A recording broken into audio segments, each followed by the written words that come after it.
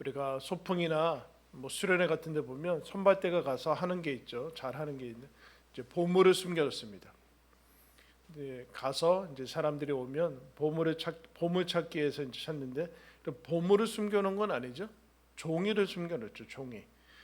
그 종이에는 뭐 1등, 2등, 뭐 1번, 2번 이렇게 써 있다든가 아니면 꽝도 있습니다. 그죠? 꽝도 있는 종이, 보물은 아니, 실물은 아닌데 종이를 가지고 있다가 나중에 이제 발표를 할 때 종이를 가지고 오면 준비한 선물과 바꿔주는 그런 모습들을 이제 하게 돼요. 기분이 뭐 여러분 좋겠죠?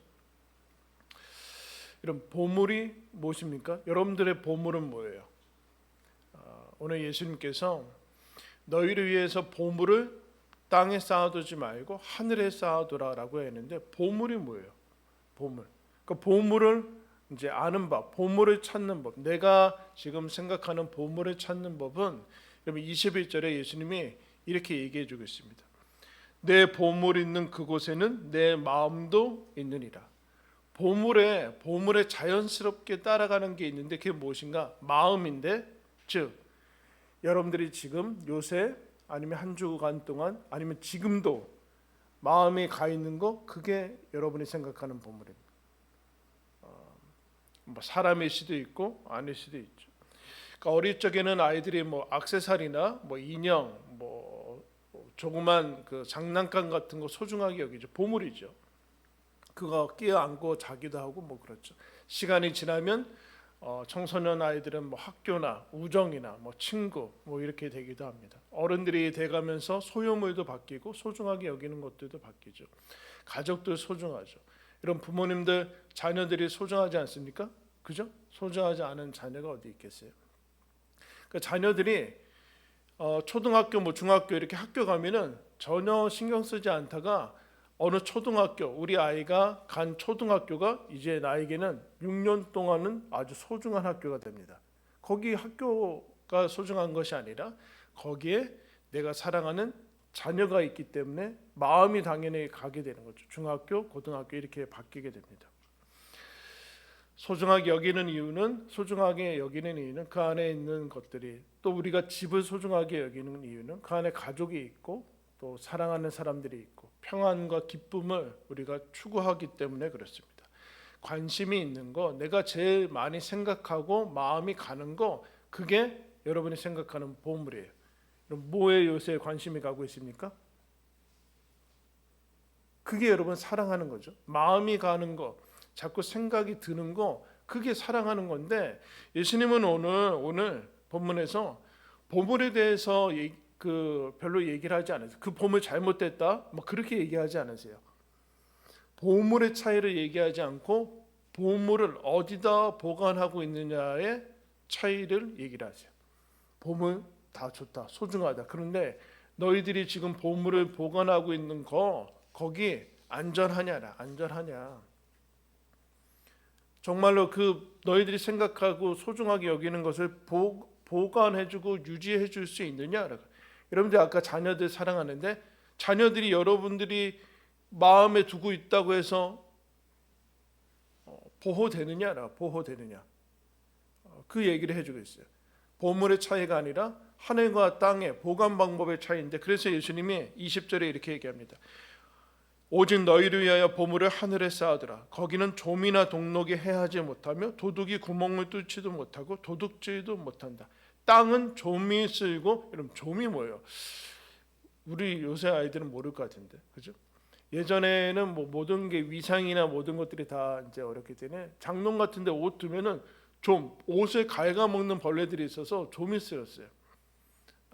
그 어느 시간이 지나면 없어지죠. 그 옷이 막 달아 있고. 그런데 요새는 뭐 그런 일은 없죠. 여러분, 그래서 좀을 없애기 위해서 하얀 알 뭐예요?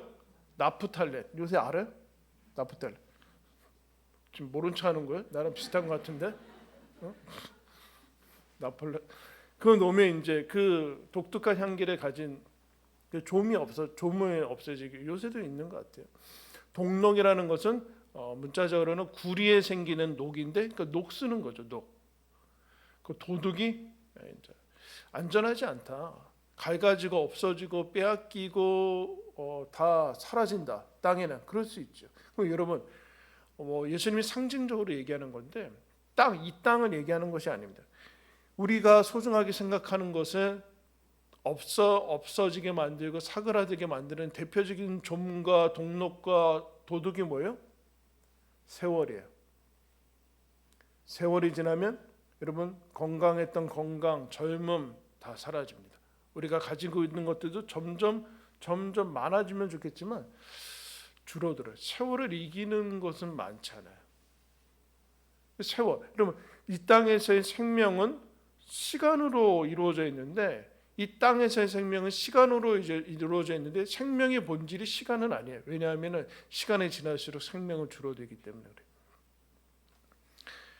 이 땅에서의 생명, 이 땅에서의 모든 우리가 가지고 있는 보물은 세월 속에서 안전하지 않다. 그 세월을 이길 수 있느냐? 세월 속에 맡길 수 있느냐? 사건과 사고, 재난들이 있는 이 땅에 정말 안전할 수 있느냐? 안전할 수 있느냐? 질병을 통해서 여러분, 우리가 사랑하는 건강, 몸, 이거 질병 속에서 그 안전할 수 있느냐? 그 얘기를 지금 하고요. 너가 생각하는 거 정말 안전한 곳에 보관하고 있느냐? 더 나아가서 현대 세상에서는 별로 얘기하지 않았지만 여러분, 우리가 소중하게 생각하는, 여러분들이 생각하는 그거, 여러분, 세월이 안 지나도 순식간에 오염시키는 게 있어요. 그게 뭐예요? 죄와 악이에요. 여러분들이 생각하는 그 보물 같은 소중한 것에 죄와 악이라는 것이 들어가면 이제 여러분 감당할 수 없게 되고 다 없어지게 되고 흉기로 다가오는 것을 보게 돼요. 죄와 악을 이길 수 있겠느냐? 그것에서 보호가 되느냐? 더 나아가서 궁극적으로 최고의 좀과 동독은 무엇이에요? 도둑? 다 빼앗아가는 것, 죽음이죠. 아무것도 남기지 않아요. 가지고 갈 수도 없어요. 거기에서 이길 수 있느냐? 그것을 너희들은 보호할 수 있느냐? 보물, 너희들이 생각하는 보물 다 좋은데 그거 하늘에 보관하고 있느냐? 이 땅은 그런데 하늘이라는 거, 그러면 하늘은 스카이가 아니라고 그랬어요. 이 공간에 대해서 얘기하지 않아요. 우리가 앞에서 6장에서 하늘에 계신 우리 아버지라고 얘기했어요. 하늘은 어떤 곳인가? 하나님 아버지의 계신 곳, 하나님 아버지의 임재를 여러분 하늘로 상징을 하고 있습니다. 하나님 계신 곳에, 하나님 안에는 좀도 없고 동력도 없고 죽음도 이기고 죄악도 이기고 시간도 다, 거기에다가 너희들이 사랑하는 모든 보물들을 보관해라. 그래서 요한계시록 21장에는 하나님 나라를 이렇게 표현하죠. 잘 아는 말씀입니다. 하나님이 그들과 함께 계셔서 모든 눈물을 그 눈에서 닦아주시고 다시는 사망이 없고 애통하는 것이나 곡하는 것이나 아픈 것이 다시 있지 아니하리니 처음 것들이 다 지나갔음이르라. 거기는 땅과 다르다. 지금과 다르다. 이렇게. 거기에 너희들의 보물을 보관해라. 그러면 보물은 어떻게 찾는가? 내 마음이 가는데 가면 되는데 그 보물이 하늘에 있어야 되는데 하나님께서, 예수님이 얘기하시고자 하는 얘기는 이거예요. 21절 우리 한번 다 같이 읽겠습니다. 시작. 내 보물이 있는 그곳에는 내 마음도 있느니라. 왜 보물을 하늘에 들어가는가? 보물 때문에 그런가? 그렇지 않죠. 여러분, 보물에 마음이 따라가요. 근데 이 보물을 하늘에 두래요. 왜요? 그러면 이 마음이 하늘로 가기 때문에 그래요. 너희들이 생각하는 보물 던져라 하늘에. 그래야지 무슨 얘기야? 마음도 따라가는데 마음이 하늘에 가야 되기 때문에 그래요. 마음의 자리가 하늘에 있어야 된다. 그럼 지금 예수님이 말씀하시고자 하는 것은 보물, 마음 다 연결이 되어 있는데 여기에 하늘과 마음이 연결이 되어 있어야 된다. 왜냐하면 너희들의 가장 소중한 것은 영혼이기 때문에, 생명이기 때문에. 그때 생명이 사라지면 아무것도 의미가 없어지고 다 없어지지 않느냐? 보물은 아무데나 맡기면 안 되듯이 마음, 영혼도 아무데나 맡기면 안 돼. 여러분, 마음이라는 거 참 신기한 단어죠. 마음이 뭘까라고 생각하면 되게 신기해요. 그 마음 아무데나 두면 안 된다. 마음, 인간의 중심, 핵심, 영혼, 생명, 모든 다 인간의 본질, 그거 아무데나 두면 안 되고 네 보물 있는 곳에 둬야 되는데 그 보물을 하늘에 둬서 네 영혼을 하늘에 둬야 된다. 그러면 여러분들이 아까 생각했던 그 보물들 있잖아요. 보물들, 뭐 자녀가 뭐 소중하게 생각하는 거, 그거 어떻게 하늘로 옮길 것인가? 어떻게 하늘로 옮길 것인가? 이제 믿음의 조상 아브라함이라는 사람이 있는데 이 사람이 자녀가 없습니다. 자식이 없었는데 뭐 86세 때 이스마엘이라는 자녀를 낳고, 근데 하나님께서 약속의 자녀는 라고 하는 이삭은 언제 줘요? 100세 때 주세요. 100세 때. 여러분, 자녀는 다 소중하죠? 그죠? 어렵게 얻은 자녀가 더 소중해요? 그렇지 않죠. 자녀는 다 소중해요. 근데 어렵게 얻으면은 더 애틋하고 뭐 그런 게 있겠죠. 근데 100세 때 얻었어요. 100세 때. 얼마나 여러분 뭐 엄청난 무엇과도 바꿀 수 없는 존재가 여러분 이삭 아니겠습니까? 근데 하나님께서 한 이삭이 추정하기를 한 10대 정도 됐을 때 뭐라고 그래요? 이삭은 나한테 바치라. 그렇게. 창세기 22장에 그 대단히 많이 설명을 해야 되는 그 부분인데, 하나님께서 100세 때 이 아들을 통해서 약속을, 이 아들을 통해서 천하 만민이 복을 얻을 것이다라는 그 약속이 아들을 통해서인데 줬다가 뺐어요. 근데 아브라함이 22장에 보면 좀 별로 갈등, 내면이 표현이 안 되고 다음날 아침 일찍 일어나서 마치 소풍 가듯이 떠나요. 이삭과 함께. 그것을 히브리서에서 어떻게 표현을 했는가? 이렇게 표현합니다. 히브리서 11장에 아브라함은 시험을 받을 때 테스트죠. 믿음으로 이삭을 드렸으니 그는 약속들을 받은 자로서 그 외아들을 드렸느니. 약속 받은 자인데 외아들을 드렸습니다. 그에게 이미 말씀하시기를 내 자손이라 칭할 자는 이삭으로 말미암으리라 하였으니 그가 하나님이 능히 이삭을 죽은 자 가운데서 다시 살리실 줄로 생각한지라. 비유컨대 그를 죽은 자 가운데서 도로 받은 것이니라. 도로 받은 것이니라. 여러분들의 사랑하는 자녀를 어떻게 하나님께 드려요? 불에 태워서 인신 제사를 드리라는 얘기예요? 그게 하나님께 드리라는 거, 하늘로 옮기라는 얘기예요? 그 얘기 아니에요. 하나님이 분명히 약속의 자손으로 이삭을 주셨는데 다시 달래요. 근데 그 사이에 이삭은 죽지 않았어요. 아무런 일도 일어나지 않았어요. 아브라함이 이삭을 데리고 산에 올라가서 그 과정이 있었는데 결국 앞뒤로 보면은 아브라함과 이삭은 똑같아요. 근데 달라져요. 이삭이 어떤 이삭이에요? 하나님께 드리고 받았어요. 뭘 드렸어요? 아브라함의 마음을 드렸어요. 아브라함이, 그래서 하나님께서 그를 얘기해요. 너가 내 사랑하는 독자 이삭도 나에게 아끼지 아니하셨으니 너가 이제 나를 경외하는 줄로 안다. 그래서 그 다음에 약속이 이뤄가시는데, 하나님께 마음을 드리고 실제로 그 헌신을 한 다음에 이삭은 어떤 이삭이에요? 하나님께 드리고 다시 받은 이삭이다. 그렇게 얘기하고 있어요. 어떤 이삭이에요? 믿음의 이삭이죠. 이 이삭은 어떤 이삭? 자연인 이삭이 아니라 예수 그리스도가 십자가에서 죽고 다시 살아나서 부활해서 다시 만난, 다시 받은, 쉽게 얘기하면 이삭이 믿음의 아들이라는 거예요. 그럼 믿음의 자녀야지 천국에서 만나서 영생을 얻을 거 아니에요. 내가 아무리 자녀를 사랑해도 100년 안에 다 헤어지게 돼 있어요. 어떻게 할 거예요? 네 자녀 보관할 수 있느냐? 그 땅 정말 안전할 수 있느냐? 그 얘기하는 거야. 아브라함이 이삭을 하나님께 드리고 이삭을 다시 받아요. 죽은 자 가운데서 다시 살리실 줄로 생각한지라. 부활하는 믿음의 자녀를 만난 거죠. 이게 하나님께 드리는 법이에요. 하나님께 드리고 우리는 중심을 드리고 다시 하나님께 주신 것을 가지고, 그러니까 마음이 이삭한테 있으면 안 돼요. 이삭을 주신 하나님께 있어야 돼요. 이삭도 그렇게 가야 돼요. 그래야지만 우리가 가지고 있는 모든 것이 선물이 될 수 있어요. 정말로 보호를 할 수 있어요. 하늘에 다 쌓아두라는 얘기는 내 전 재산 다 헌금하라 그런 얘기 아니에요. 하나님께 드리라라는 것이 그런 것이죠. 내가 붙들고 있으면 안 돼요. 여러분, 내가 보호한다고 해서 자녀가 보호가 돼요?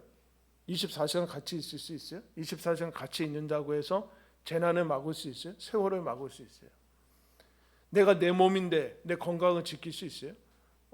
내 재산을 지킬 수 있습니까? 사건 사고에서 앞일을 내다볼 수 있어요? 우리가 그렇게 여러분 똑똑합니까? 우리는 과거밖에는 몰라요. 과거. 앞의 일을 하나도 몰라요. 근데 하나님께서 너에게 소중한 것들 하나님이 주시고 내가 준 것들 다 나에게 맡겨라. 그러면 우리는 이 마음의 자리, 원위치를 어떻게 시켜야 되는가? 고대 수도 원장한테 어떤 사람이 그렇게 얘기했습니다. 저희한테 좋은 말씀을 해주십시오. 그러자 그 수도 원장이 너의 셀에 가서 앉아라. 그리하면 그 셀이 너에게 모든 것을 가르쳐 줄 거야. 셀이 뭐냐 하면 고대 영어에 우리 세포가 아니라 고대 영어에 하나님과 내가 교제하는 사적인 공간을 셀이라고 했습니다. 그러니까 하나님의 임재, 하나님 거기서 만나고 그 모든 것이 너희의 문제를 해결할 것이다. 그러면서 이렇게 해요. 물고기가 물을 너무 오래 떠나 있으면 죽듯이 너의 셀 밖에서 오래 지체하며 세상 사람들과 시간을 보내면은 내적인 평화를 잃는다. 물고기가 바다로 가듯이 우리도 우리의 셀로 서둘러 가야 된다. 그렇게 얘기해요. 영혼의 정위치, 마음의 자리를 얘기하는 거죠. 여러분 우리가 예배 왜 드려요? 여기 와서 왜 예배 드려요? 일주일 내내 그 평생 동안 하나님 나라 갈 때까지 예배 안 드려도 예수 믿으면 천국 받을 거 아니에요. 근데 예배 왜 드려요? 다시 우리 살다 보면 일주일 동안 살다 보면 우리가 다 잊어버려. 우리가 보물에만 관심이 있어서 그 보물 내가 지킬 수 있다고 생각하고 막 그렇게 살아요. 그러다가 정신을 차리고 예배 드리면 하나님이 계시고 하나님이 나를 보호하시고 인도하시고 내 삶에 어떠한 일이 있더라도 하나님께서 나를 지켜주실 것이다. 그 얘기는 아무런 어려운 일이 없다라는 얘기가 아니죠. 그런 일이 있을지라도 우리는 하나님께서 맡기신 하나님 나라와 그를 향해서 온전하게 완전하게 갈 것이다. 내 모든 것들은 거기에 있을 것이다. 내가 먼저 떠나도 거기에서 자녀들을 만날 것이고 하나님께서 나에게 상을 베풀어 주실 것이다. 그래서 사도 바울이 디모데후서한테 이렇게 얘기합니다. 디모데한테 나는 이 고난을 받되 부끄러워하지 아니하면 내가 믿는 자를 내가 알고 또 내가 의탁한 것을 그날까지 그가 능히 지키실 줄을 확신함이라. 내가 의탁한 것을 하나님이 지켜주실 거예요. 여러분 뭐 의탁했어요? 하나님께 뭐 의탁했어요?